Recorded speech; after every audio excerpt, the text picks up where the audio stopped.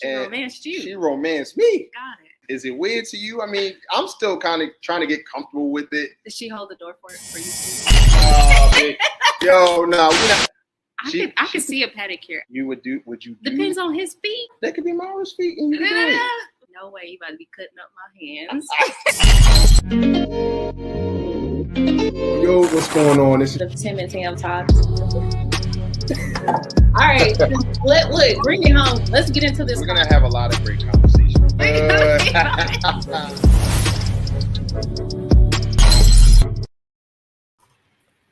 Yo, what's going on, everybody? Welcome to another episode of Tim and Tam Talks, the back pew conversations. Happy Tuesday to you guys. I'm your co-host, Tim Nicholas. And I'm Tam. What's up, Tim? How you doing today?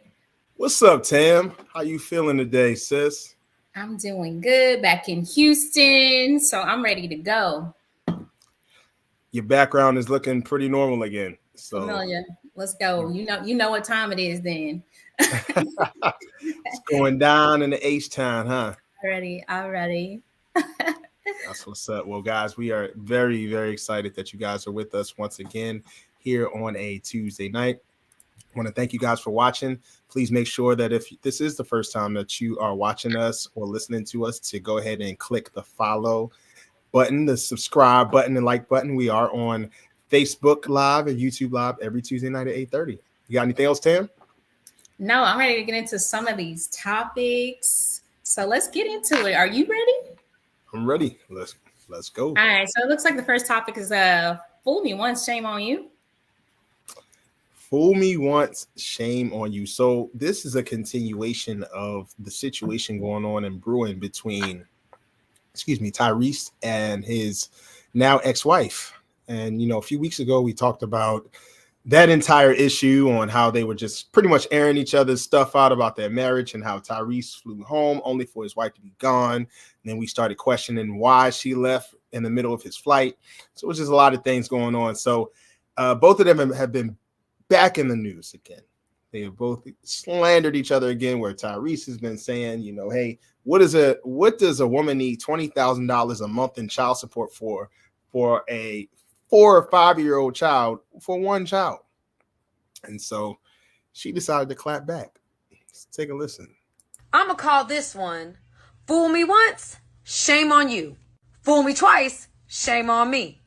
Let's get into it. Now, this might make some people mad, but it is what it is. Y'all, once you learn what someone is capable of, you have to handle them a little different. DMX said this and it resonated with me. He said it's too hard not to trust people. Instead, he trusts people to be who they are. He trusts a snake to be a snake. He trusts a liar to lie. He trusts someone who cheats to cheat. I can forgive you for what you've done. And I thank you for showing me what you're capable of. Because now I know how to handle you. And it will be irresponsible of me to give you the same kind of access, knowing what I know now. So fool me once, shame on you. Fool me twice, all that stuff. So let me just say this. Divorce is ugly. Okay? You and I have both had the unpleasurable experience of going through a divorce. And it just gets downright ugly. It's bad. I mean, it gets downright ugly. I mean, we're talking about we are attacking each other's character. And for them to do this publicly, knowing that, hey, social media is here forever, your daughter is going to have to see the two of y'all acting a fool over fool me once, shame on you. DMX said it best. And all these other quotes, and Tyrese even coming out and airing the laundry about $20,000 in child support. Tyrese, I get it. You probably feel as though, what does a 4-year-old need $20,000 a month in child support? However, it was you based on all of your income, and it's been based off of all the shows, all the concerts and all the wealth that you accumulated, that that the system was going to catch up to you. You are not exempt from the system. Even if you feel as though that's not too much, or it is too much. The fact that you're in a different tax bracket, sir, you are not the first person to go through this, and you certainly aren't going to be the last. It happens, my man. So really, at the end of the day, you chose to live this life with this woman. You chose to divorce this woman. Y'all chose to go through this situation. So now you got to take ownership and responsibility for the sin and the consequences that come with it. We all have had to do it. And so, yeah, you may not want to pay that. Now, Miss Samantha on the other side, she doing a lot of talking too. You got the win, baby. Listen, you got the win. You got the dub. Okay? Somebody's got to rise above some of this. And while Tyrese should be the one to do it as the man we see, and we know that Tyrese ain't always there. Okay? Somebody has to take the lead and just stop talking about this mess. Here's the thing. I don't know too much about this whole Tyrese Samantha debacle. I know we saw the video. We talked about this previously, where she was admitting that perhaps if she had the same information she had today, she wouldn't get the divorce. We talked about that, but I didn't see the new video where Tyrese went on a long rant. I saw the commentary, a long rant. If you got a baby daddy, don't watch this. This is gonna trigger you. If you in love, don't watch this. This is going to trigger you. Like all of these little stupid things he talked about triggering folks. So this video has to be the most toxic thing. If you in love, you can't watch this video. So it got to be, to me, that means it got to be toxic. Did you watch the video? Yeah, he went off. He went off, and he's just a weird dude, man. What are the highlights of the video, Tim? The highlights for me was definitely him, first of all, throwing that disclaimer out there. Throwing a disclaimer out there saying, hey, if you are in love, this video is not for you because I'm about to eviscerate this lady. And that's exactly what he decided to do. He went in on her. That's, obviously nobody wins in divorce. To me, nobody really wins. If the kids can't win, you don't get the win. Like you don't get the W if the kids are not winning. And to go out, and I get like if being able to speak about your pain and your trauma and maybe how you came out on the other side to heal or to help somebody else, I get those scenarios. But if you on here just you got ammo and you just out here shooting and you're aiming in a direction of your kid's mom, like to me, what kind of person are you? I was gonna say what kind of man are you, but if a woman is doing the same thing, what kind of person are you? You have kids with this person. Your kids will eventually hear those foul things that you're saying about their mom and their dad, right? And they may even look at them differently based on what you say, or they may look at you differently based on what you say. So you got to be mindful of some of those things that you're saying. I'm not saying you don't have to be honest and you don't have to be truthful in what you're saying, but you do need to have some decorum in how you're saying it. It's a good point. All great points, Tam. All right. Thank you. I appreciate that. That's that Houston vibe. I give good points. Take a bow. All right, so let's get into the next topic because I already don't like this title, but we're going to roll with it. It says single mothers produce the worst product. There was a woman that came on, a single mother at that, and she pretty much kind of said single women produce the absolute worst product, and for interesting reasons. I mean, let's see how you feel about this one. And this is a single woman, a single mother at that. So take a listen. It's statistically a fact. Single mothers, we produce the worst product, right? Part of that, when we talk about males, especially black males, we don't realize that we're programmed because if you don't understand history, you won't realize that like it starts with the female. Even when we were slaves, the idea is if you program the mind of the female slave, she will raise the offspring to continue your agenda without you having to be physically involved. She will teach her children to abide because we're the first givers of life and care when kids are small. So we train them up to be good slaves, follow these particular rules. We indoctrinate and, create certain philosophies in their mind. So by the time they're big and strong, they still following behind the same agenda that was placed into us. So when you look at males that come from single mother-headed households, if you don't get around positive male role models, you have the emotional management skills of a woman. Break that down. Break that down. So All of your upbringing, 17, 18 years, you've only seen a woman head the household. You've only seen how a woman problem solves. You only seen how a female, i.e. your mother, handles things. You've only seen how she deals with anger, guilt, shame, different feelings. You're only watching it from her. Now, she ain't telling you act like me, but she telling you act like me because this is programming. This is psychology.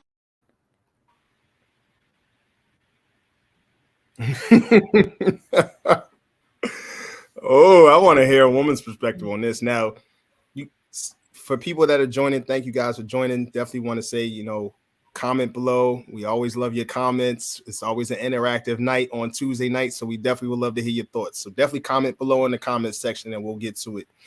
As far as with this particular lady, she brings up some interesting points.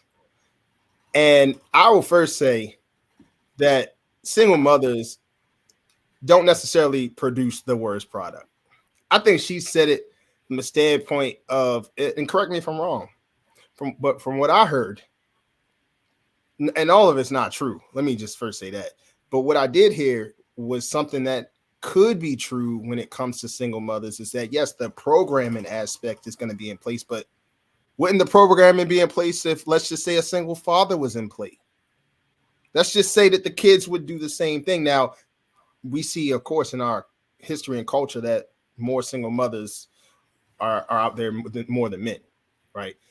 But with the parent, yes, if you don't have balance in the house and you have a mother teaching their sons and their kids one way of life, then yes, it is important for that young man, that son, to have positive role models into his life. So I get what she probably was trying to say. It just, to me, the delivery was just a little off for me. So yeah, this is a very touchy subject because I'm a single mom.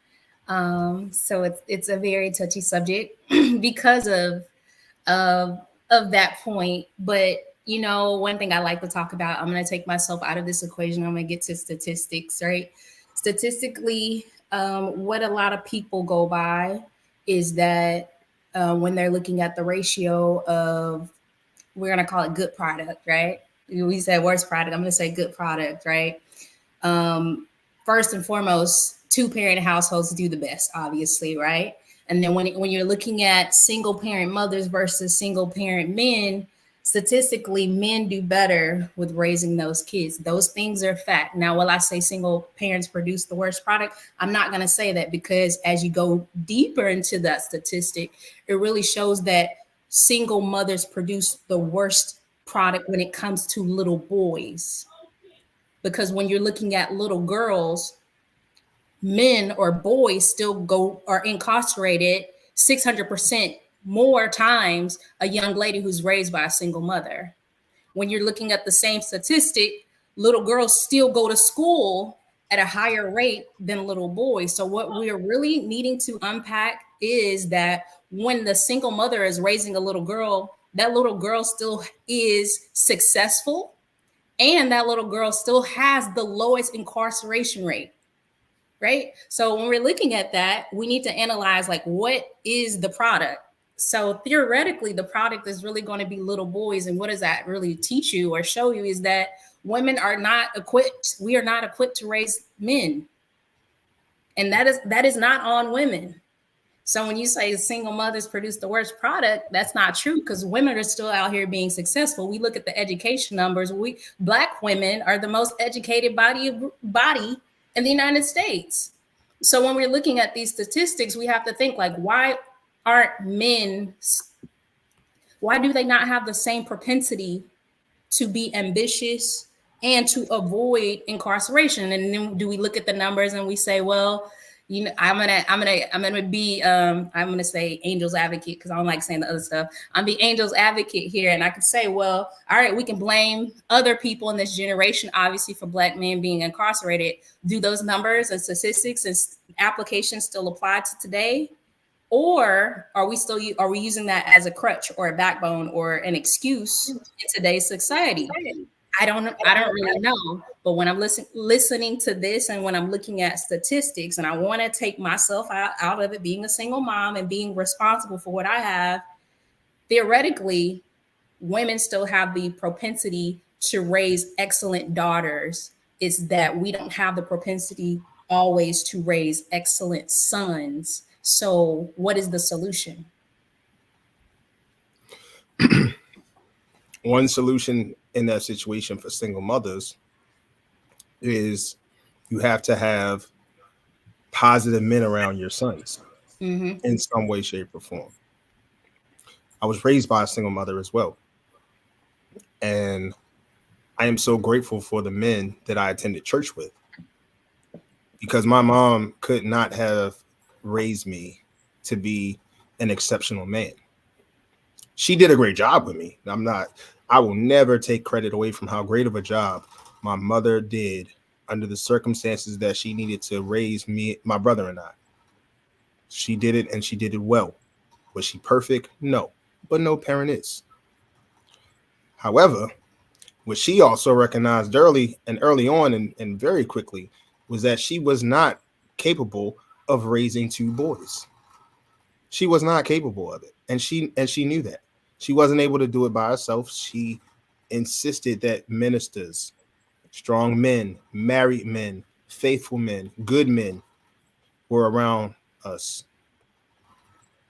And so that is so true, that even when you don't have a man present in the house, you have to supplement other men in the community that you live in, that could be a positive influence to your sons. Now, of course, it should be natural. It shouldn't be something forced as far as those type of relationships, but you got to put them in church. You got to put them on the choir. You got to put them in golf. You got to put them in different activities where you see where a lot of these men hang out and where a lot of these men are going to be. Yeah. And so that's the message. I do understand it. And single mothers do not, of course, they don't produce the worst product. But without the proper guidance with other men in your life, that's when you produce the worst product. It's based on decisions. It's based on that single mother saying, I have a decision to make. If she chooses to make the wrong decision by not putting men in her boys' lives, if she chooses not to do that, then you can't be upset when this young man acts like a feminine boy. Completely feminine. Like we all got to have a feminine side. We should have a feminine side because we got to be able to relate to women. And we got to also have emotions, and we have to be able to touch into those and all those other things. But if he doesn't have a man in his life, those emotions, he's not going to know what to do with them. He's just going to get angry, or he's going to cry. And, and too much crying ain't going to get you nowhere. Crying all the time ain't gonna get you nowhere as a man. Okay.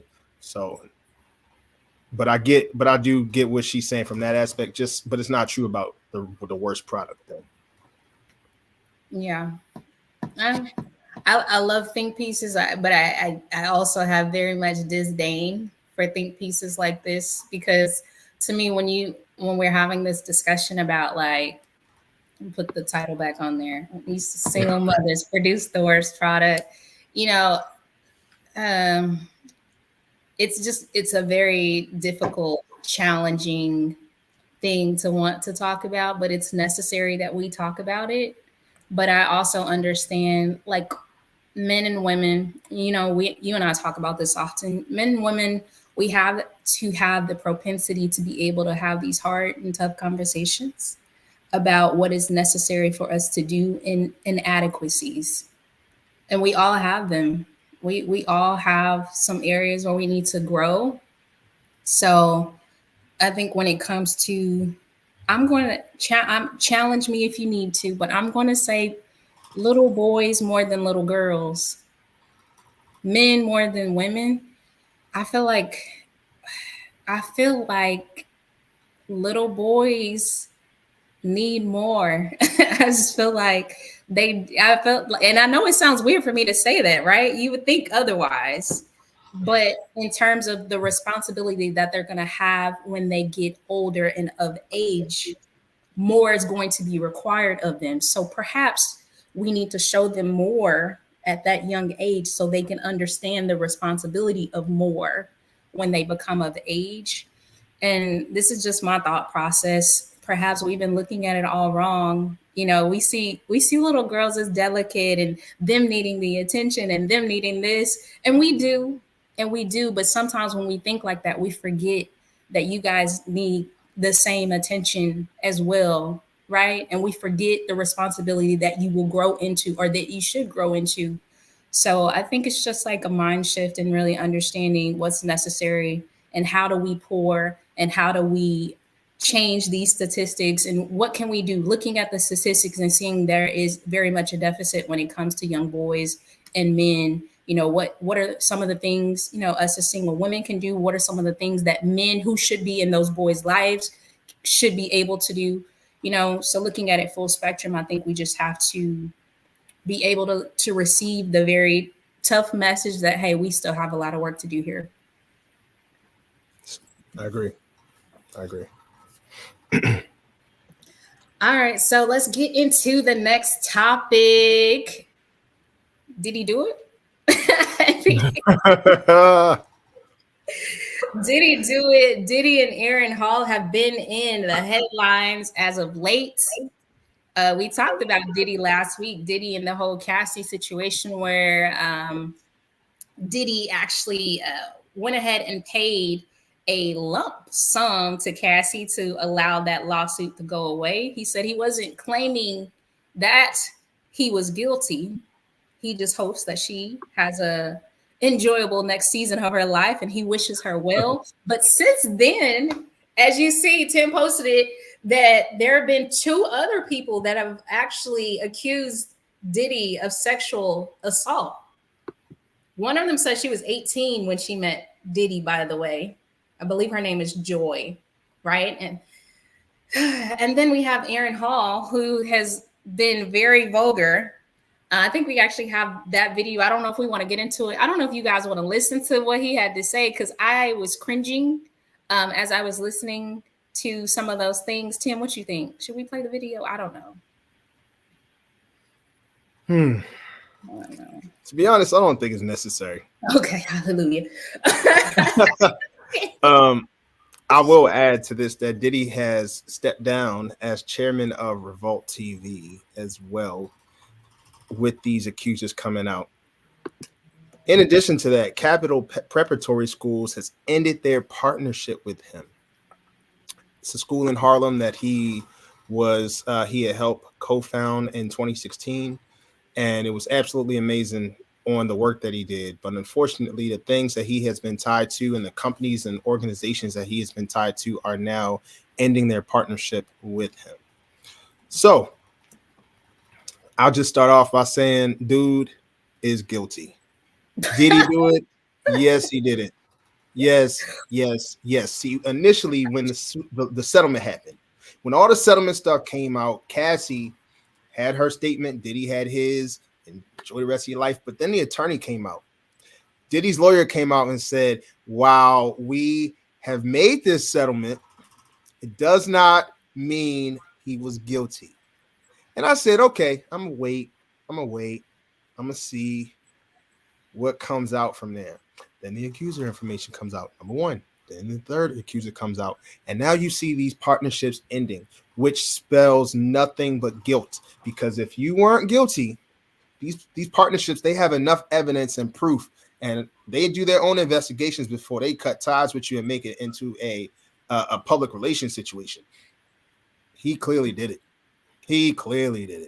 So that's all I gotta say. Well, Aaron Hall, y'all didn't see the video, but it was absolutely horrendous. I mean, it pretty much was saying this is the culture, and if I want to smash this woman, I'm gonna smash him. And he was just real vulgar about it. The I Miss You singer from back in the day, Aaron Hall, y'all remember that? Like, that's crazy for him to talk like that. You just never know. So that was one of my favorite. One of my favorite songs. I hate that these artists, I stopped listening to R. Kelly. I'm one of those kind of people where I just I can't separate the artist from, the lyrics these days. Cause now I'm starting to think who's you singing to? This whole, who's you singing to? Your body is my playground, R. Kelly, huh? Who was you singing to? So it's hard for me to separate, but as it relates to this whole Diddy situation, It was claims in the legal documents that the young lady, one of them, she's a Jane Doe. Like she's not even saying her name. But she says she met Diddy back in 91 when this happened. You know, the representative for Mr. Combs, he's just like, these are fabricated. These are false. This is just a money grab. I'm not going to go so far to say that Diddy is guilty, but it is not looking good for Mr. Combs, Mr. Love. Okay. It is not looking good for him. And as it relates to this Aaron Hall thing, yeah, the video was disgusting. So I'm kind of glad we're not playing the video because he was talking about his member. He was talking about having sex with a 16-year-old. This is the same young lady that he had a child with. So very vulgar. And that one of the ladies that is accusing Aaron Hall, I think she included both Diddy and Aaron Hall into that claim. So I said it last week that what Cassie did is going to cause a Me Too movement within the hip hop industry. And look where we are today.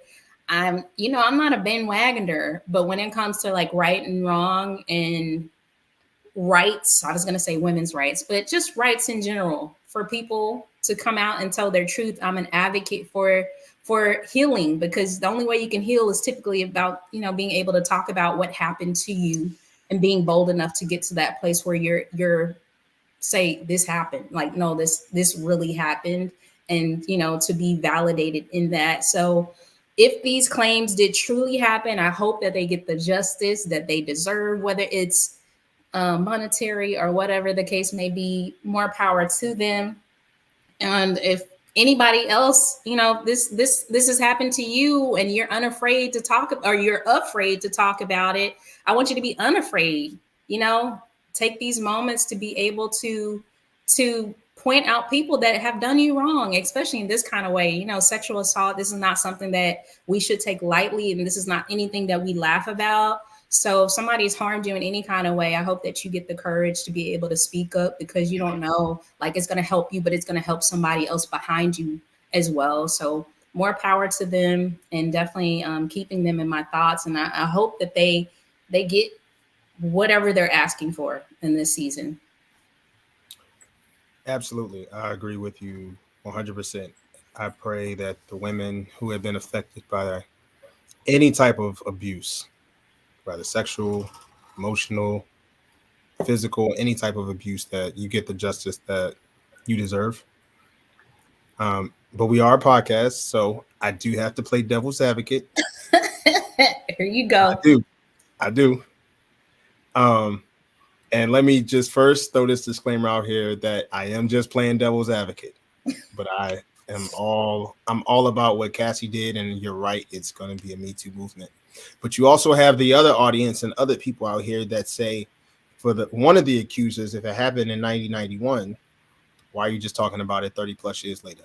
Mm-hmm. Similar to a Bill Cosby situation where it happened 40, 50 years ago, and it came out and it happened. So you have the one side where it's like, there's no statute of limitation on this. It happened. So it doesn't matter how long ago it was. You'll have that one. That's a fact. But then you just have the other audience of men and women, for that matter, saying, well, why are the other ones coming out now after one person came out? And I can answer that a little bit from just the standpoint of just courage. Yeah. Like, we got one person being courageous. You're going to have somebody else come out and talk about it and say, this happened to me. It gives people courage to have that conversation, whether it's fair or not. But was it fair when it happened 30 years ago? Is it fair? And who knows what type of mental anguish or what type of trauma that person has had to deal with for over 30 plus years. So from that one aspect, you say, oh, well, you just talking about it now. Why didn't you talk about it before? Because it could take somebody a long time to talk about that. Mm-hmm. You can suppress those type of memories for a long time. So that's why I said I'm playing devil's advocate to one extent, knowing that it's not something I necessarily want to agree with. But what do you say to people who will say, hey, why is this coming out now? Yeah. I would also, let's think about Diddy in the 90s. Let's consider that whole thing of who Diddy was, the gang banging, all of that stuff that was going on back then, the East Coast, West Coast rivalry back then. Right. Let's consider all of these things to be fact, because we saw it on the TV, and it didn't look like it didn't look like it was a love, whatever you call his name, Diddy Love or whatever, however he's trying to be this Zen version of himself. He was not that version of himself in the 90s. And then also you have those conspiracy theorists about the whole Tupac and Biggie situation and his potential alleged involvement in that. So when you're thinking about Diddy back then, perhaps people were afraid to say anything back then, thinking about the time that they were in, right? So that's the other piece that I think a lot of people in this generation, they didn't get to see that version of Diddy. They just get to see this, take that version. You get to see that version. We got to see the gangsta version of Diddy and calling people out on the BET Awards and MTV Awards and all that kind of stuff. So we got to see that whole other version of Diddy. And that's the version that we're talking about right now. So I don't know. I guess we'll see. We'll see. Like, we're gonna stay close to this particular story, guys. If y'all are watching with us, we'll keep you guys posted as soon as we hear some additional updates. Sounds good. Let's get it. Coffee Man, what's good, man? Thanks for joining tonight. Coffee Man said it. What you say, Coffee Man? Yeah, what you say? All right, cool. So let's get into our next topic. The topic is, when did men become the new women, Sam? Yeah. I just work here, guys. I just work here. we got a bull from Philly. I don't even know his name. I just heard how he talked. I said, man, what are you saying? But pretty much it is very, it's not a good thing to express your feelings, according to this gentleman. So take a listen to this. They going crazy over me. No, they want what your chick got, dummy. Yeah, so wrong video. When did men become so soft? Why is it that you men want everything that women need? I've never seen such a batch of soft men. Oh, I want to be nurtured. I want to be flew out. I want to be bought nice things. I want to be emotionally loved. I'm emotionally traumatized. You men sound like, and then you wonder why these women don't submit to you. Oh, I'm still dealing with mommy. Like, you sound so goofy. It's sickening. You are not a woman. Get some fucking balls about yourself. Women come to men for strength, not the other way around. Women come to men for protection, not the other way around. Women come to men for nurturing in a sense, but it's not the way that y'all acting like it. Y'all acting like y'all want to be breastfed all over again. And then you wonder why these women don't respect you. It's not that she's masculine. It's not that she doesn't respect men. She can't view you as a man because you've never given her a safe space to treat you like a man. I'll say it once and I'll say it again. Women act like real women around real fucking men. They can't help it. They become stupid. Oh, I don't know how to do it. When you give them a safe space to do, could you get that light bulb for me? Could you help me with that light? They like to be women, but you don't make her feel like one. And that's why they act the way that they do. I am Truth Hurts.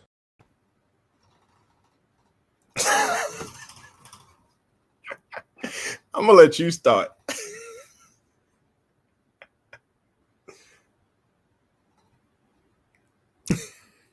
Okay, here's the thing. I think two things can be true. And I'm going to start with what's not true. So in this generation, I like a man who is okay to communicate his emotional place, like where he is emotionally.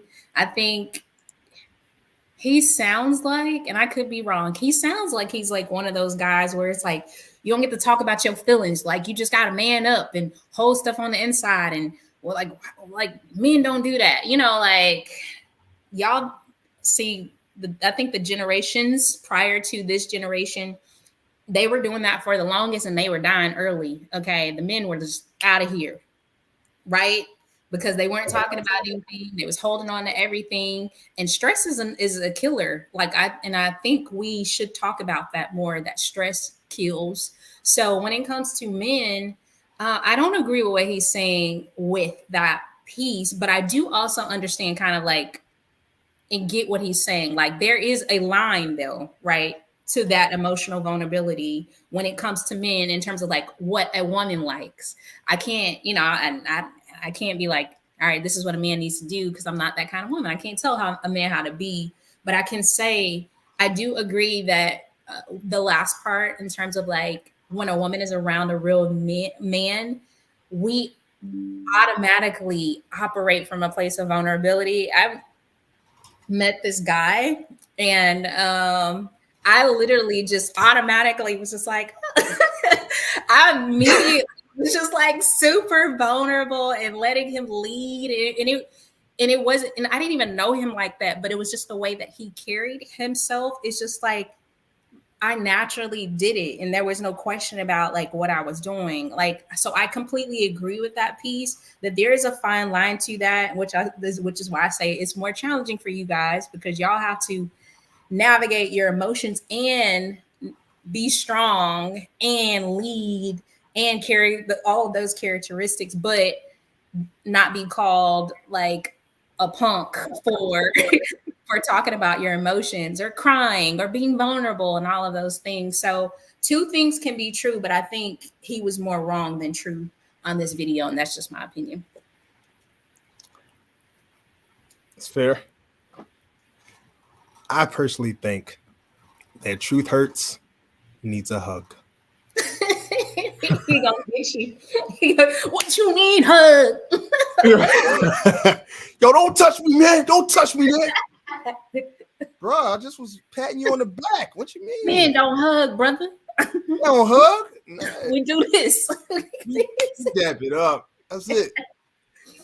I agree. Two things can be true in that situation. Coffee Man says, wow, first of all, Coffee Man said, he said this. He said, no need to explain the name. All right. Who you asking whose name that is? All right, Coffee Man. We don't want no problems. We don't want the smoke. We don't want the smoke, Coffee Man. Hey, Coffee Man said it, okay? No, seriously. Coffee Man, you're a real dude, so I'm gonna talk to you. We can have feelings, okay? We can have feelings as men and still be strong and courageous at the same time. Those are things that are true. We also, on the flip side, can be extremely soft. That can also hold true as well. Extremely soft to the point where we don't take accountability for our actions, for our mistakes. We could be that way when we don't know how to use our emotions in a positive way. We can be extremely soft there. But God gave each and every one of us emotions. Crying, expressing yourself, talking about vulnerability, all of those things were not designed for just a woman to experience. Now, we as men have to toe that line.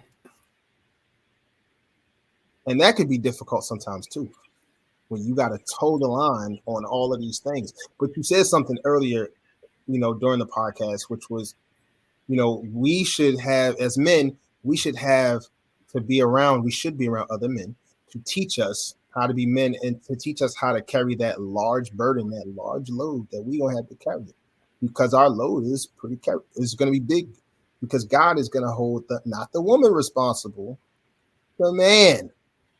He's going to hold in a marriage. He's going to hold him responsible and not her, or not as much. So we have to make sure that we still have balance. Men becoming the new women is not accurate. Just because we have emotions and feelings, but you do have to toe the line, and you still got to be strong, courageous, and be balanced, and get into a rhythm emotionally. right? And one thing you said too, you know, when you get around a real man, women tend to soak it all up and be vulnerable and everything. I just said this today about my wife. My wife gets around me and she forgets how to walk in the street. Walk in the street because she know I got her. She know I ain't gonna let nothing happen to her. So she can walk in the street on her phone and everything like that because she know I ain't gonna let nothing happen to you. There's been times I've literally said, baby, hey, look up, we about to cross the street, you know. And in addition to other things I try to do to make her feel secure. But that's what we gotta do, man. We gotta make sure that the woman feels safe and she will submit to that. And a lot of women, they'll still submit to you if you can have that balance. Like, what good woman wants to just see a man hard and everything all the time? All the time. I don't know too many good women that would want to see that 24/7 where he's not even being vulnerable with you. All he's doing is taking care of business. Not what I want.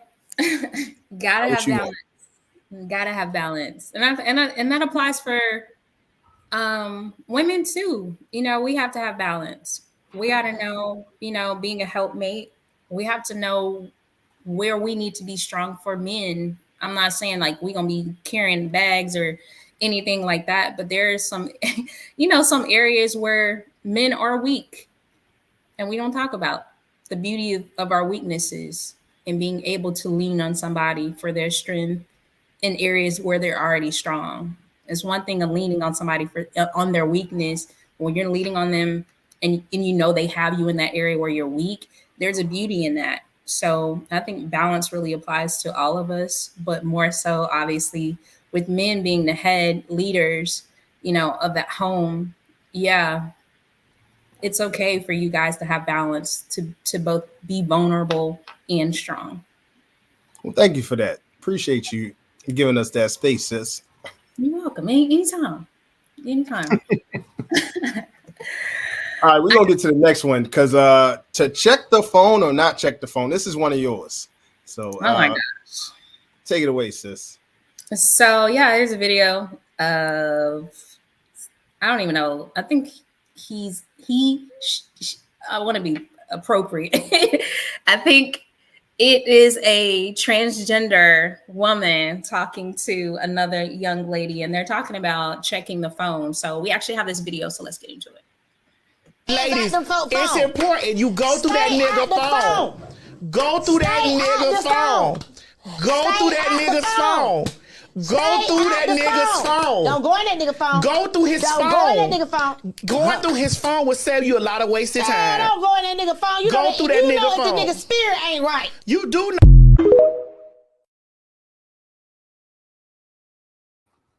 I feel like I always gotta apologize. All right, guys. Like, I didn't know they was doing so many N-bombs on this video, but let's get into the topic. It's to check the phone or not check the phone.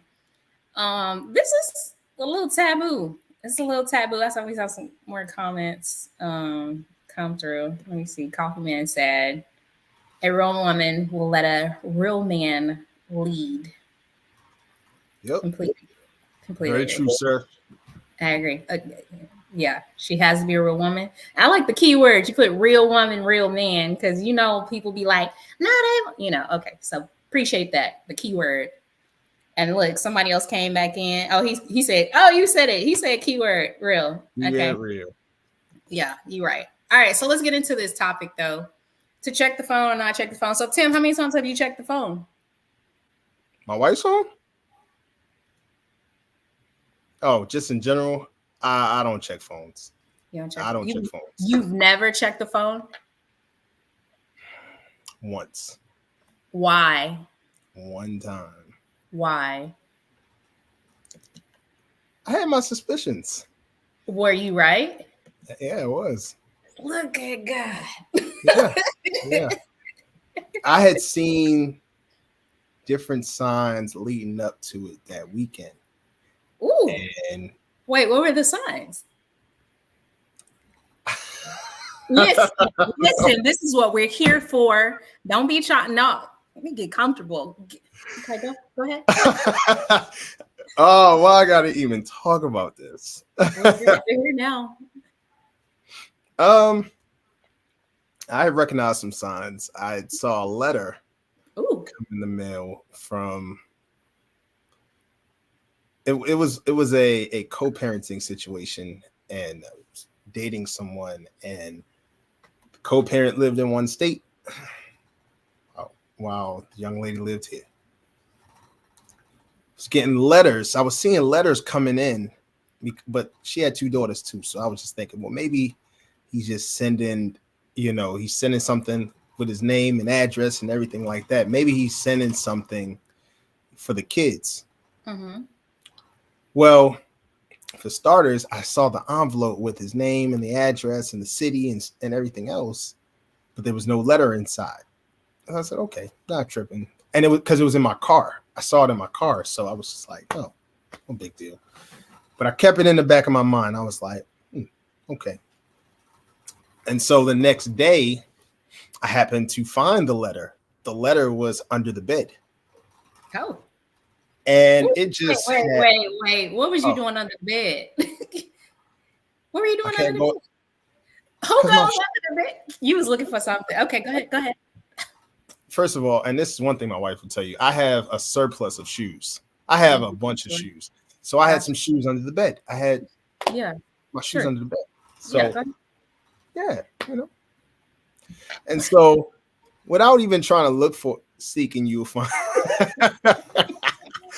And that's the thing. I wasn't looking for it, but this is one thing I did do. I'll never forget this, Tam. What? February 1st of last year, I prayed this prayer to God. And I asked God, please give me clarity. And that clarity started coming in waves that entire month. It was coming in waves. And so it like between the 1st and the 14th, Valentine's, like between that time, it was like 4 or 5 different things just kept coming up. And so the letter was the first thing. The second thing was was going into the bed and finding the letter and actually seeing the letter and seeing the content that was in it. And it was pretty much, I miss you. Why are you here? Like the whole 9. It was just, I was like, okay, so we got a dude that's, checking for her, And for me, I'm just like, okay, so we might be going down this path. Come to find out, maybe like the next day, I ended up giving her a call. I was trying to call her, and she didn't answer. And it was odd. She never not answered the phone. Never. Like maybe once or twice she had never answered the phone. She ended up not answering the phone.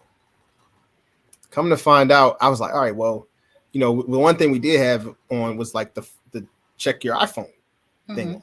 Mm-hmm. And of course, with you being out of state, I just want to make sure you're good. If I don't hear from you, I'm gonna make sure you're in a good place. Yeah, go ahead. Yeah. That was the only time I really ever done that. And I felt guilty for even doing it. However, remember that city that I said I saw in the envelope? Yeah. Austell, Georgia. I saw that. I said, Austell, Georgia. So when I pulled up the location, it said Austell, Georgia. And I was like, what's going on here? Why is this person not answering the phone and you in Austell, Georgia, in the same place where the same dude lives?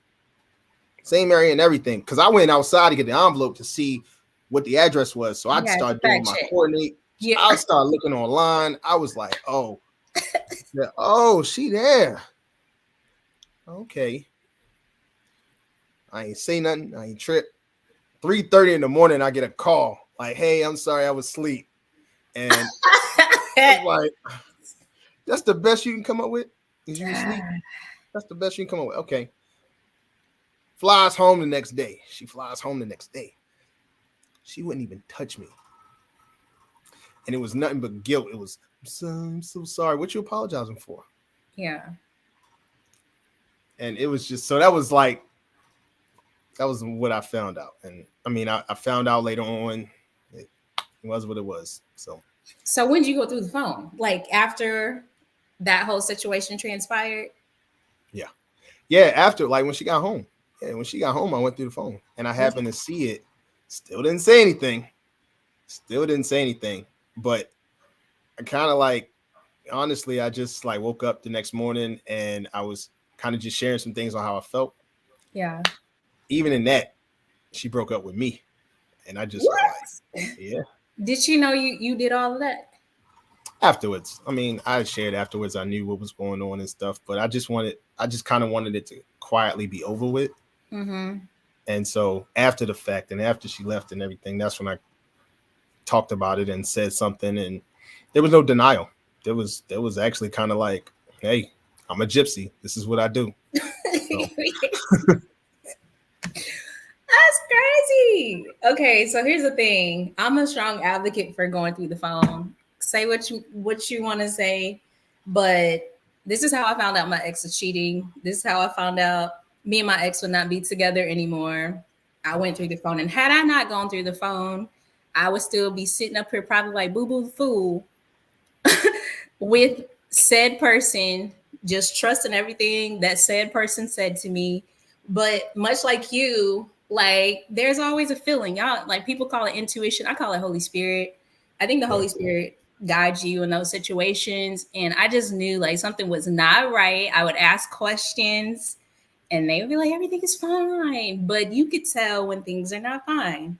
When somebody's being overly nice for no reason, or when somebody's being overly mean just randomly for no reason, to me, that's a strong indicator that something else is going on. And that's literally why I went through the phone. I just felt like something was off. I kept asking questions to hope that person would be honest, and they simply were not honest with me. And when I went through the phone was very honest. Okay. That phone did not lie to me. Instagram didn't lie. Snapchat didn't lie. Those text messages didn't lie.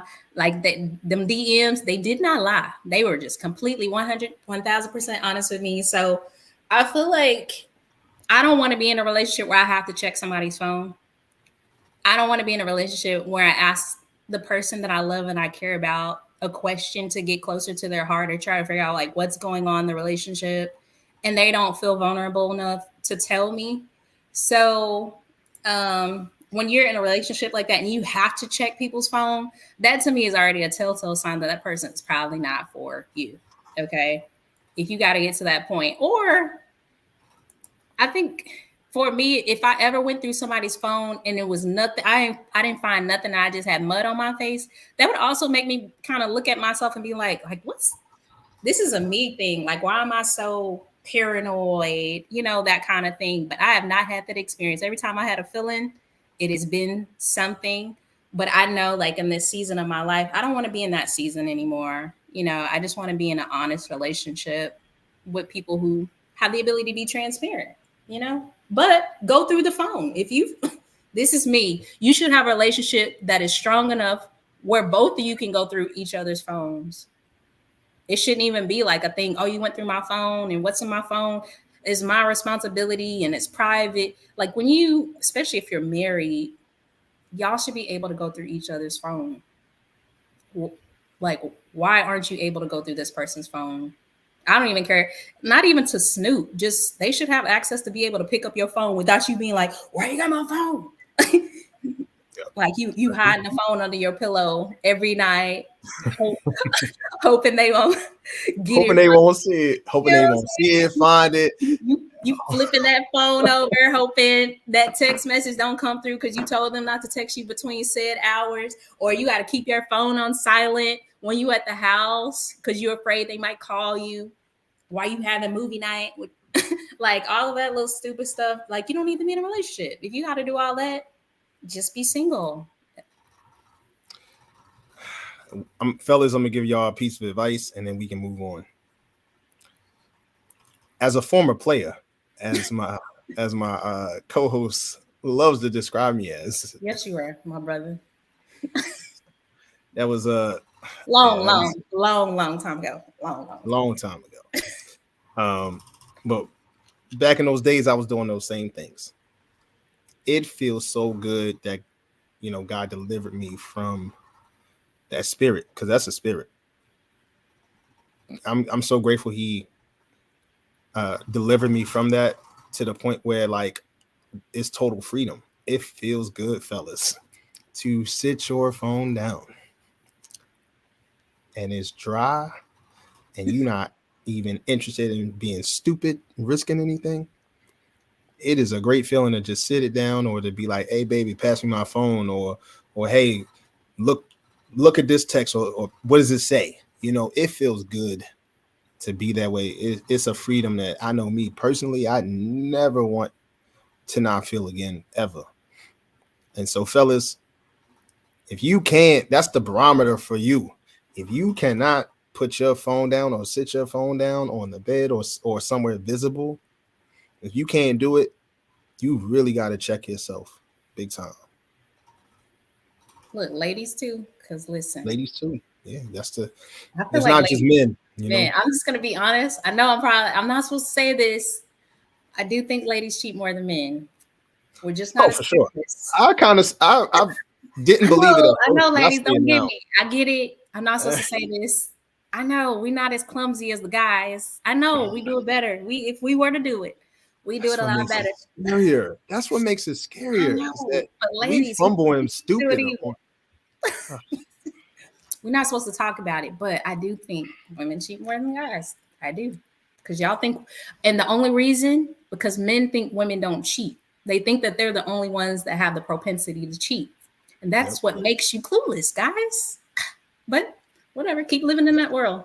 No. Bringing awareness to that. Fellas, question it. Question it. No. All right, so let's get into the next topic. The topic is, do men trick women into unhappy relationships? Do men? I feel like I need to join a support group for that. You think so? I do, yeah. Well, I just want y'all to see this video, because this is an interesting thing, and then comment below and let us know what you think. Solid. Yeah. Men don't date for potential. Women will date your potential. I'm going to repeat again. Men, we don't date for potential. Women do date for potential. So women will believe in our potential. And they believe that one day we'll finally become the man that we always talked about being. And then they realize that we won't become the men that we talked about, but they're already 2 to 3 children in. See, a woman will join a man, grind with a man, to believe that they have a common goal. But when they realize this man doesn't have vision, the respect, she loses for you. Brother, this is the chaos. This is the stress between man and woman. Before we get into it, Katrina said that's good and real. So I'm going to get into you being a man, obviously. Do men date for potential from your perspective? Nah,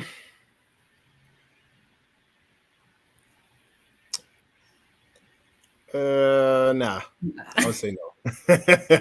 No, we date based off of what we already see, not what you can become. I would say, just me personally, when I was dating, I wasn't necessarily dating for potential, because I had previously married into that per se, and I married into that type of mentality with, even from my standpoint, like, oh, but we were younger too, so it was like,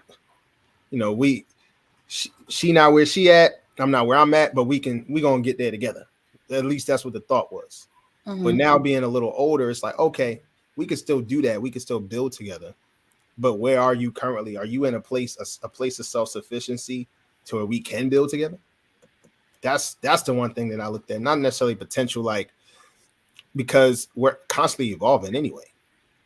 So of course, as long as the core of who you are is the same, and I receive that and accept that, then the rest of it, is evolution, and I'll date that. I'll marry that. That's no problem. But as long as I'm satisfied and I'm happy with the core of who you are, to me everything is cool from there. But do men trick women into unhappy relationships? Yes and no. Men will do it based on the fact, one thing we love to do is because we're driven by ego, is we will talk about all the things that we want to do, that even some of the things we have done, and we will sell women a dream. And with that dream bursts potential. And now this potential, we got to live up to this potential, where honestly, we shouldn't have to present that we're living up to a potential. No, we need to come ready-made to some degree for these women. And that's me as a man saying that. You know, sometimes I hear these guys talking about, well, men will do this, or men will trick women into unhealthy relationships. Well, if he was focused on himself, he wouldn't have a reason to trick her into potential, because you've already reached something by yourself. Now you've reached some type of pinnacle of success yourself, so you can experience that, so that she could come alongside and experience that with you. You should not be experiencing success for the first time with just a woman. You need to do that by yourself. Just saying. And when I say that, I'm saying it from the standpoint of, yes, we do life together, but I should be raising my stock well before a person comes, so that there's no reason to trick. Does that make sense? It does. That was beautiful. I was like, I wish you could just repeat all of that again.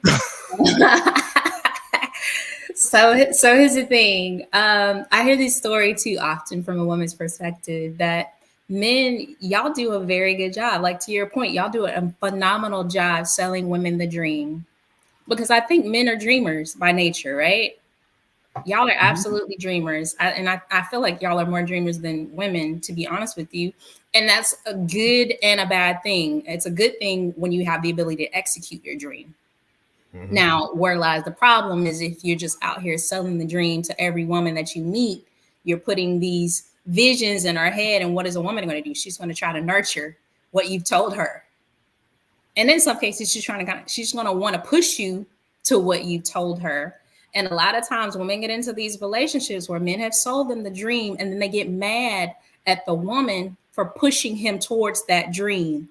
Oh, I can't live up to, they'll be like, I can't live up to be the man that you want me to be. And it's not the woman wants you to be that man. It's the man you told her you were becoming, but yet you're mad at her because you were lying and she thought you were telling the truth. So from my perspective, being a woman who was absolutely sold a dream, you know, I wish we came into relationships being more honest. And I wish men were more executors and just kind of did the things that they say they were going to do. And I know we all have some variables, because we all have the dreamer ability in us. But I think as the dream shifts, then you should be able to communicate that, right? That way you're not selling somebody that you're a specific person and they're holding you accountable to what you said, but now you're mad at them for that, or you're selling them a dream just based on what you feel like you can get out of this person.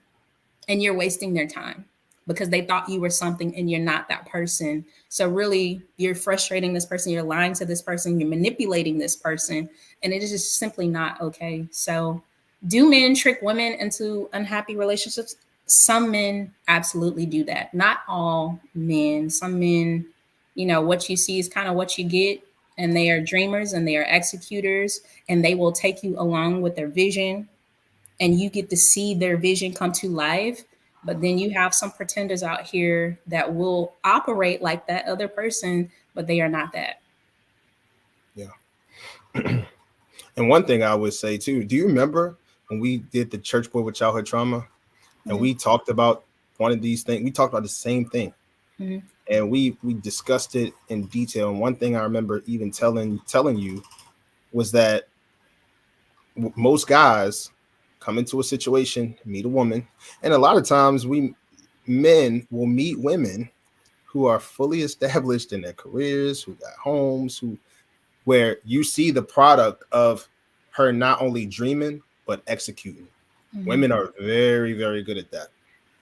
You guys, I would even say in a lot of ways are better because most women are task oriented in addition to having those dreams. So y'all can dream and be task oriented where we could just be dreamers, but not necessarily have a plan or a goal. So then we procrastinate on it and just want to talk about it. That's typically the how the cadence works and how the cycle works is we'll talk about it.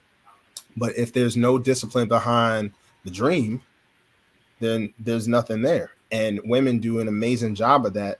And so most times those men come to an established woman and screws up her entire life because of that one thing, because they weren't disciplined in their work. They weren't disciplined at home. They weren't disciplined with themselves as men.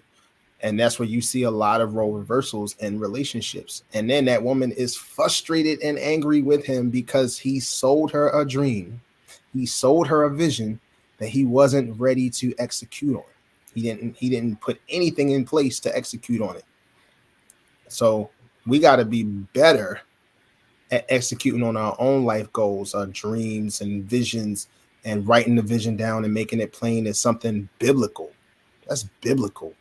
And if you don't do that and you just go based off of a dream, oh, I dreamt it, but what are you doing about executing on it? Are you going back to school?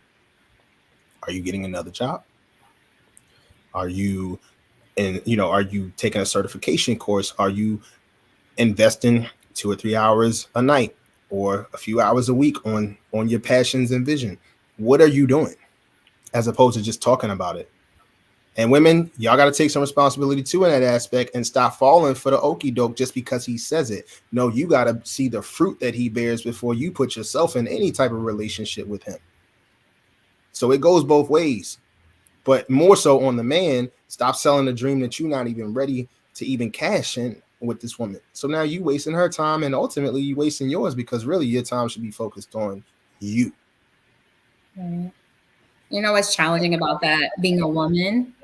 It's like, I think we talk about women being natural nurturers and seeing potential in men and being okay to an extent with potential because we get to see the vision. I think that's just something that God has given women. I think that's honestly one of our purposes, to be able to see purpose in others and to water that seed that's already in you. But it's difficult when you connect with the wrong person. And honestly, Tim, it's hard to be like, well, to get burned by somebody who sold you on potential and to hop into another relationship where somebody else is like, yeah, I got this and I got that and I want to do this. And women, as we get older, and especially if we've been burned by somebody who didn't execute, it's almost like, nah, I'm not doing that no more. Nah, you got to come ready-made, right? Hence the hypergamy talk. No. I'm not watering that seed. Every week I joke on you about hypergamy. I'm gonna stop. Listen, I'm okay with it. And listen, when I was younger, I didn't even know what hypergamy was. Like, I was okay with being like, and I think to an extent, generationally, we were taught to build with each other because culturally, that's what we were taught how to thrive together, building with each other. But culturally, that same logic does not work in this generation, right? And it's different because people are not, the dismantling of the household and dismantling of family, people aren't being taught to build. They're being taught to get what they can get out of you, be selfish, go find happiness, even if it's causing carnage in somebody else's life, selling people the dream, like all of these things. And you don't really know, and you don't really think about those things until you get connected with somebody who doesn't have that same foundation. So it's really challenging. So to your point, women, we do have to do a better job in making sure that we check the fruit. Okay. When we're getting inside of these relationships, is it a man's responsibility to be honest? Absolutely. But we got to stop being sold a dream. Okay. You can't, like, if somebody sell you on it, don't mean you got to buy it. Okay. You do not have to buy that dream. And a really good way is to do what Tim said, just make sure you're checking that fruit, even if it means taking a little bit of time and guarding your heart. Like the Bible said, let's get back scriptural. Guard your heart. It was a reason he said that. So that's good. That's good, Tim. All right. Check the fruit. That's right. We talking about. Yeah. She said, what did Tim say? It's like, look, we need to recap. It's one of my, hey, what's up? What's up, homie? This is one of my one of my engagement buddies from one of my Facebook engagement buddies. She been teaching me a game a little bit. Thank you.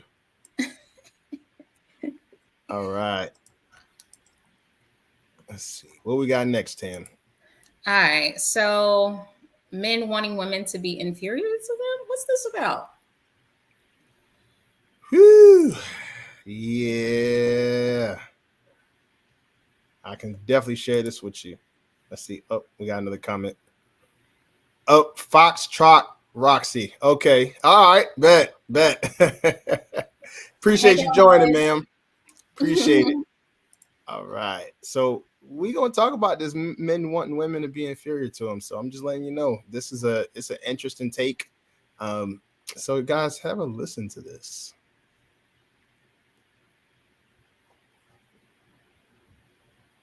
The problem with a lot of weak men is they want their woman to remain weak and dumb. You understand me? Because they afraid that if I teach her what I know, she may surpass me. She may feel like she don't need me. But see, a man that is constantly growing is not afraid of teaching his woman everything that he knows. Because he's going to constantly learn and learn more. Right. And then at some point in time, if not when she comes into the relationship, then she's going to be teaching you things. She's going to be adding things. Yo, babe, you said you wanted to do this. Boom. Got the paperwork done. Called up so-and-so. Now y'all building. Yeah. Nowadays, people want to have separation of dreams. No, you got to bring it together under one team. Oh. So, as a man, it's a real man, I would not want my wife to be inferior to me. And me personally, I'm constantly learning. I think we as men, we constantly have to be learning. I think, but not so much to run away from being superior to your wife. Not necessarily that. But you should constantly be learning and constantly evolving. I just said that, right? Constantly evolving as a man so that, yes, you could be able to teach your spouse, the person that you're with, you could teach her a thing or two. Y'all could learn together, grow together, build together, like all those things. But to feel as though your woman is, even if she knows more or she may know more in certain things, see, that's the blessing. See, God made man and woman for a reason. Is skills, abilities, there's a lot of strength on both sides, right? And so we as men, we need our women in areas where we're not strong. That could be in multiple ways, but don't feel inferior because you may not know something or she may know something more. But constantly learn and evolve. I'm pretty sure the woman will still submit to you, still accept you and love you. The right one will, if you are still investing in yourself in those ways by making sure that you are investing in yourself by learning. I'm pretty sure one intimacy, and this is where I do disagree with him on this. There's 12 different aspects of intimacy. There's, of course, I'll name a few: physical, emotional, spiritual, right? But also intellectual intimacy is a thing too. And most women, if you can learn something, learn it and apply it, most women think that's attractive and sexy. So I just don't fully agree with that. I do think that we need to constantly be learning. I do agree with him from that aspect, but not to move the goalpost on being superior, but to constantly learn and grow together. Yeah. I see some comments coming. So let's get into Roxy, what Roxy has to say, because she's blowing us up. Let's get into some of these comments. She said she takes full responsibility for dating down. And also she said, as a woman, I find myself constantly picking men who need growth and people who push them. That's a me issue. She also came back in and said, and like Tam said earlier, we need to be able to learn to grow with each other and from each other. So getting on this topic, I feel like some of these segue into each other. So appreciate the setup there, brother. Appreciate the lineup. So I feel like when it comes to partnership and alignment and oneness with your partner, hypergamy is the way. Okay, I'm going to start there. Hypergamy is the way. But I will say it takes a secure man to have a successful woman. And I'm going to say that because when you're in relationship, to his point, you push each other towards the goal, whatever success may look like. And I'm not just talking about money. I'm talking about whatever that success thing is. Like she might be a doctor. She might, she might be a teacher. She might be whatever. But if you have a jealous nature, whatever she is learning, whatever she is strong at, she's going to, or she should teach you. And likewise, you should be teaching her. So you should be doing this, the whole relationship, towards a specific alignment, towards a goal. But you can only do that if you are a confident man. If you are an insecure man, you will prohibit her from getting to her success, which also prohibits you from learning from her success. If you are an insecure woman, you will equally do the same. So you have to be two secure individuals in a relationship. And you can't, as women, I don't teach dating down. I feel like, to Tim's point, I feel like there's nothing sexier than to have a man be able to guide, lead, teach you something. Because when you learn something from that man, something else is going to blossom from that thing that he didn't get perspective from. You gain and you provide new perspective on whatever he's teaching you. And that's the beauty of relationship, that it continues to blossom, it continues to grow. But you have to have the mindset, this is not a competition in the companionship. And a lot of people don't have that mindset in terms of competition. A lot of people compete with their spouses, which is the craziest thing to me. A lot of people do not want their spouses to be successful because of fear. They feel like, you think you're smart. Or once you get to success, other people are going to be attracted to you. Other people are going to desire you. And I'm insecure on what that's going to do for me. And we have to be, settled in a place where we're secure with our partners and we're secure in the goal. But not everybody is there, but we should start working towards being in relationships where we're comfortable and being able to garner that education, that knowledge from each other. It's real talk. It's real. I love it, sis. I love it. We got a couple more comments. Looks like Roxy said, woo, a word. Sis, giving a word. Every Tuesday. Every Tuesday. He also says, right. I always try to say it's a me and you against the world and or the problem, not you versus me. So true. So true. So true. Let's attack this problem and not each other. All right. Lastly, but certainly not least, we're going to do a small tribute to marriage. See, we talk a lot about a lot of the mess going on with divorce with Tyrese and Samantha Lee.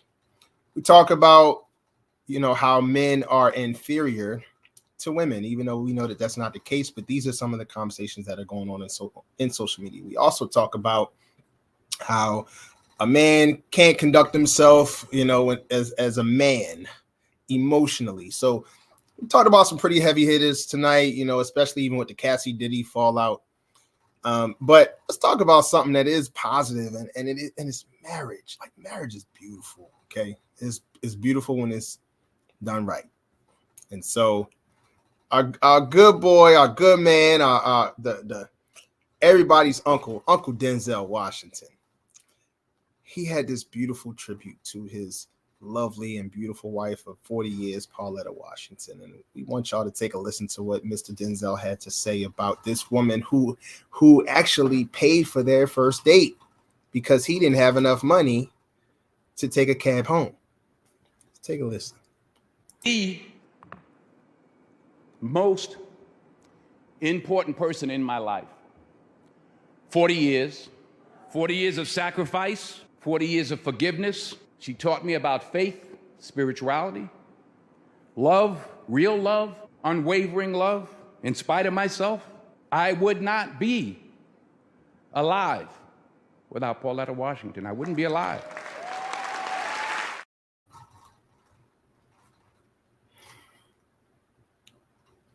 Should I alley-oop this one to you, or should I start? You could start. Well, before we get into that, looks like Roxy had a question. What time, y'all, do we get started? So you know, we start at 8:30 Central every Tuesday night. So definitely join in. Every Tuesday night we are on. Just overall with this tribute to Mrs. Pauletta Washington, it was a beautiful thing. It's beautiful to see how much that man loves his wife.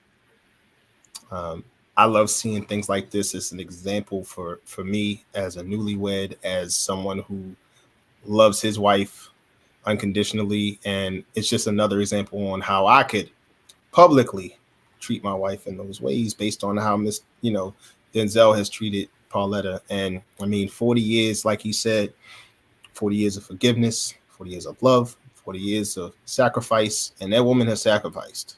She was on Broadway herself doing the darn thing before Denzel got big. She sacrificed her entire career for that man. Entire career. And she stayed in the background, raised his kids. Now you got John David Washington, an actor, and his daughter's an actress and things like she did a thing staying home with them kids, and he's been a great father, but she didn't held it down. That's the backbone of their family right there. And so a lot of the same things that he said about his wife, I feel exactly the same about mine, and she does the exact same things for me. And it's a beautiful thing to see. I mean, like marriage is a beautiful thing when it's done with the right person and when it's done correctly. And you guys are growing together. We've been talking a lot about that, right?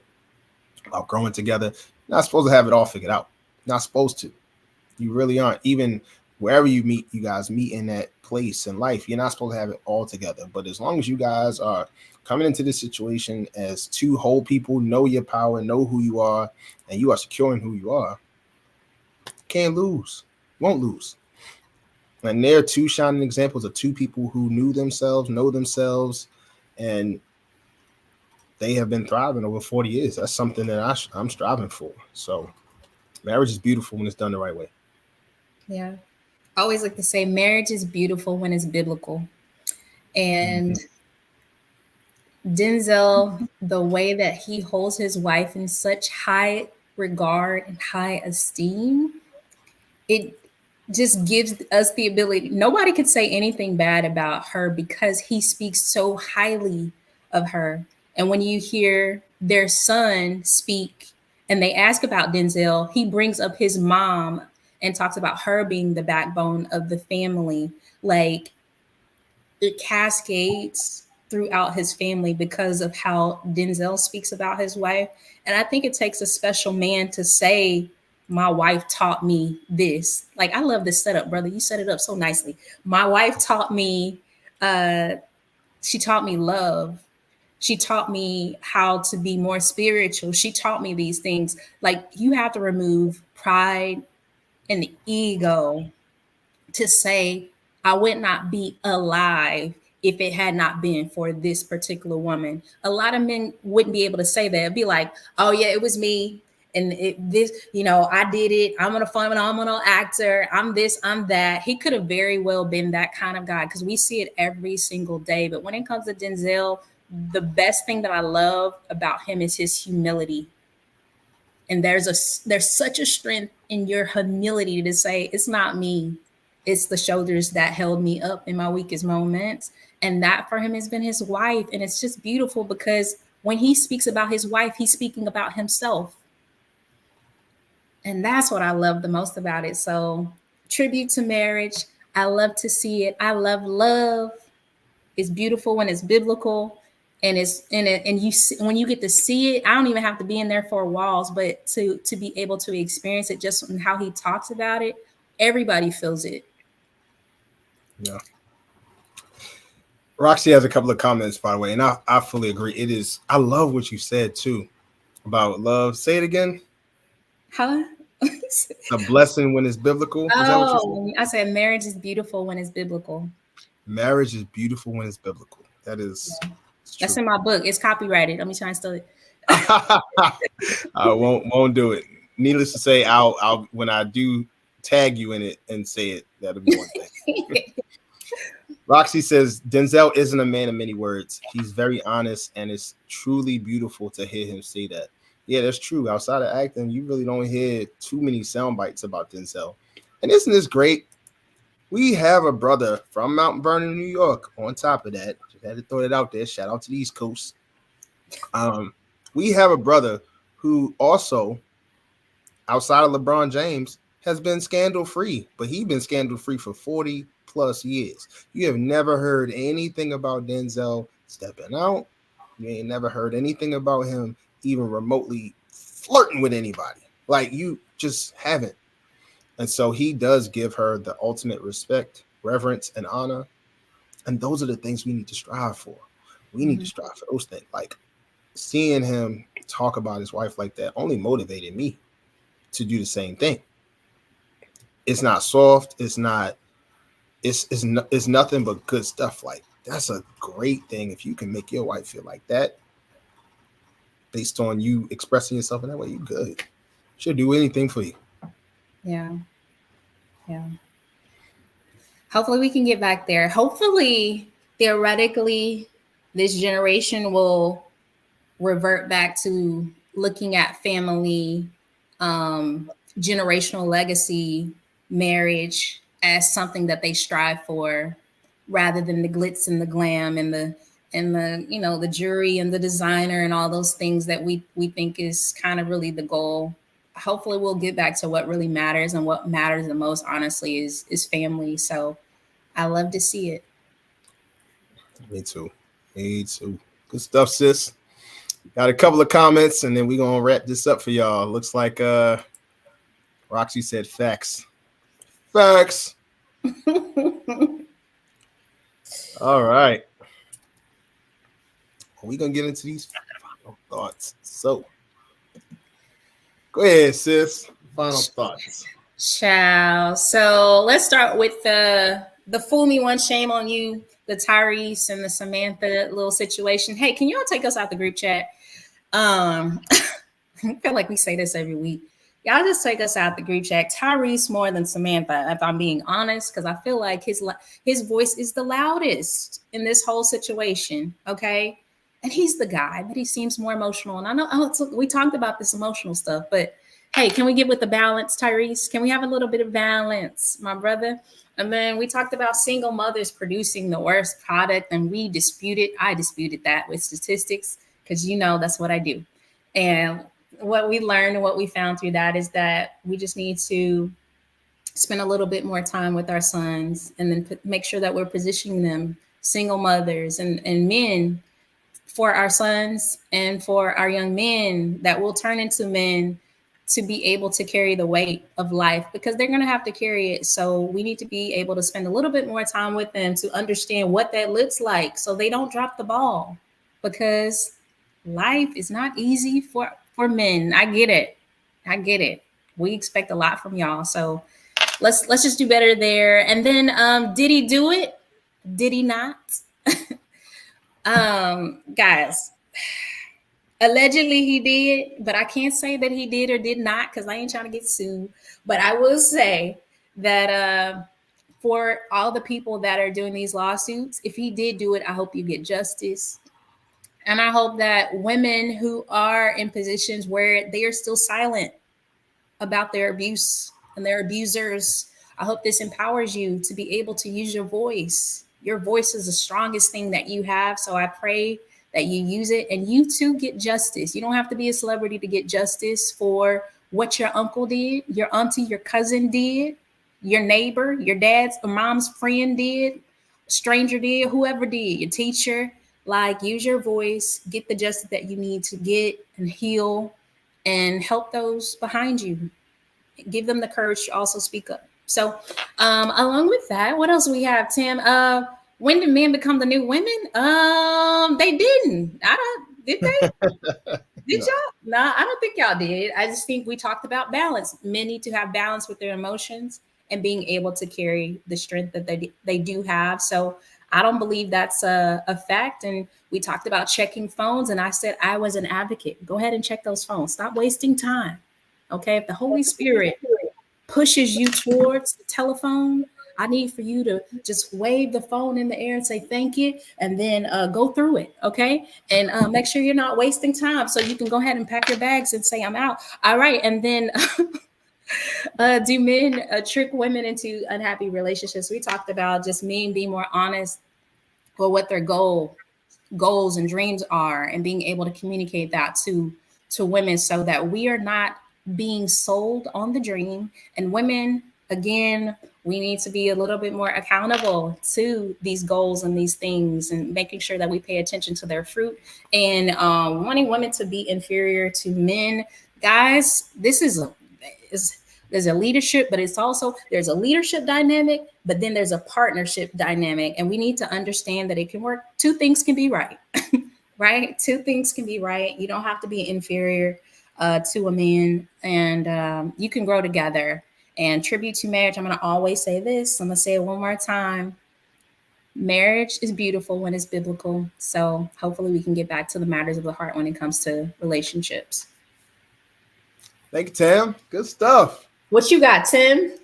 I ain't got nothing. Listen. You did it last week. I ain't got nothing, y'all. She took all of them. She took all the good ones. Fool me once, shame on you. I'm tired of hearing about Tyrese, honestly.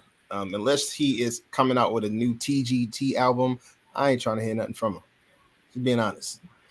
So their situation is their situation, to be honest. It is what it is. Do single women produce the worst product? No. In theory, no. Only if you don't get the right type of support around your sons is where there'll be a problem. So a little bit of advice for single mothers: if you're able, you're a single mother with a son, go get that young man some therapy, because he's going to have to be able to work through not having his dad around. You know what I'm saying? So I know me personally, that helped for me to understand, okay, I see what's going on. I see that this is going to be an imbalance. So it'll produce some imbalance in you if you don't get the right help. So single mothers, if that's your position, get some help, some help, some professional help for your kids, for your boys, if possible, so that they can be able to talk through some of these things. And that's no shade on the work that you do. It's just a matter of being proactive, knowing that these issues may come up at a later time. And just like Tam said earlier, if you got to well position your kids in all areas of life, not just learning about school and education, not just about finances and how to get a bag, but also from an emotional aspect too. So if you could well position them from that aspect, even if it was a choice that you didn't have but to leave and to be single and all those things, you still could take care of your kid from that aspect. So I'll put a pin in that. Did he do it? Yes, he did. Keep moving. Keep it moving. He in the music industry. Of course he did. Of course he did it. Where there's smoke, there's fire. If he had to put out, we don't know the undisclosed amount that he had to put out, but he put out a lot. And he's losing his credibility all over the place. It's like, hey, when you do wrong, you reap what you sow. So this is fruit that is bearing. We see the fruit around this situation, or the lack of fruit that's around this situation. If he was totally innocent, why would you start to lose the wealth that you accumulated? You know what I'm saying? So he did it. We're gonna keep it moving. When did men become the new women? We never became the new women. We just became more woke. We are awake now. We can start talking about emotions and things. It's mental health has been an agenda for men for the past 5 to 6 years. It's not just gender specific to go to counseling or therapy or to talk about your feelings. That is universal. That's for everybody. And that's been the agenda that's been pushed. When you see black men, especially black men, committing suicide at a very, very high rate because of the stress and the anxiety and depression that goes undetected, because it goes undetected because you're not talking about it. You're not talking about anything. And so it goes undetected. You wonder why you're going through this depression. The next thing you know, that person's gone and we don't have answers why, because they didn't get the help that they needed. So that you can't emasculate men for being emotional as well. So it's all about balance. To check the phone or not check the phone. I mean, hey, I'm with Tam. I mean, hey, if you have some type of suspicion, check the phone. I mean, it is what it is. But if you have to even put yourself in the position, you got to re-examine some things in your life. You got to re-examine your relationship with that person. You got to re-examine some things. Because me personally, I'm not checking the phone, but because I trust my wife and I just know how she operates. So if I see her fruit is she's a faithful person, she carries herself in this way, she's respectful and honorable towards me in the marriage, I not for a second would I think about that. But why put myself in that position in the first place, knowing the stuff that I went through before? So I wouldn't even put myself in that position. But if you have to put yourself in a position, you have to re-examine if that relationship is good for you. Do men trick women into unhappy relationships? Yes, by selling them a dream that they have not even accomplished yet. When you accomplish some things and you are taking care of things on your end, then you can sell her some dreams. You can sell some things. You can say, hey, I done did this, so I can do this. Yeah, your fruit gotta bear some weight to the person. But women, on the other hand, you got to be responsible too, and not just listen to that man. You got to actually see how he's operating and not put yourself in a position where y'all and you're gonna be together anyway because of that. Last but not least, I mean, marriage is great. It's a good thing, great feeling, but it's also great to build up our culture too. Black people, I don't care what nobody say, get married. It's a flex. It's a flex out here in these streets. If you are married, if you find the right person, don't play with it. Get married, build up your home, build up your relationship, and build up our culture, because we don't have one currently. It's BS.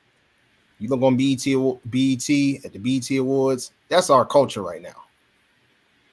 And it's ghetto. It is ghetto. It's like the music industry's just said, hey, we're going to take all the scouts from all these different record labels and go into the most ghettoest, hoodest places and just find these people who can just keep a beat like Sexy Red. I don't care what you say. That talent. That talent from what we saw back in the day, and we ain't that old. It's we don't have any culture though. We got to build that up. So one way to do that is through marriage. Not the only way, but it is one great way to build up our cultures through marriage. If you look at Asian cultures, African cultures, all these different cultures, Indian culture, they building up their culture, but they build it up through the family. And that's where it starts. So that's all I got for you, Tam. That's all I got for you tonight. So what you got? Take us home. Appreciate it. I want to thank everybody for tuning in to Tim and Tam Talks podcast. Y'all are on the Back Pew. I don't know if you knew, this is the Back Pew podcast. We're here every Tuesday, 8:30 Central Standard Time. It's going to be your girl, Tam. And your boy, Tim. Every Tuesday night, 8:30 Central. 8:30 Central, 9:30 Eastern. Yeah. All right, guys. So we're out. We'll see you next week. I want to thank you so much for tuning in. If you're new here, don't forget to like, follow, share this content. And if you're watching the replay, go ahead and type replay. We'll see you guys next week. We're out. Bye. Yo, blessed.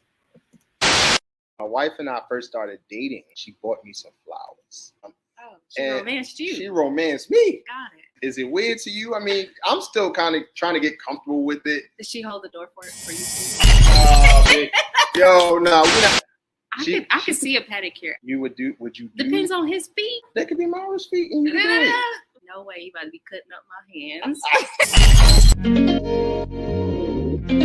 Yo, what's going on? This The Tim and Tam Talks. All right, look, bring it home. Let's get into this. We're gonna have a lot of great conversations.